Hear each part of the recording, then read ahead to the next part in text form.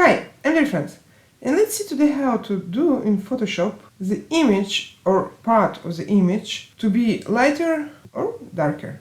Okay, this is our image, this is our Photoshop, and I want it to be lighter, for example. So I go to Image, Adjustments, and in this list I'm choosing Brightness, Contrast. And that's it. Here, this slider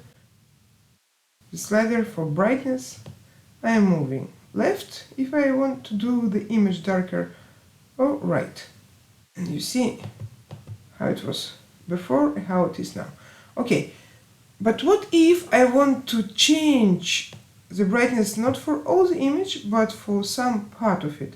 For example, for this house. With any selecting tool you are selecting, I cannot do it now because you have to press OK. OK. And then with any selecting tool, I prefer object selecting tool, choose the area which brightness you want to change, like that for example, and go to image, adjustments, and the same.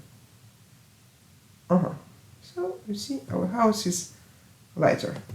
Okay, that's it. Ctrl D to remove selection. Thank you for staying with me and hope to see you soon. Bye!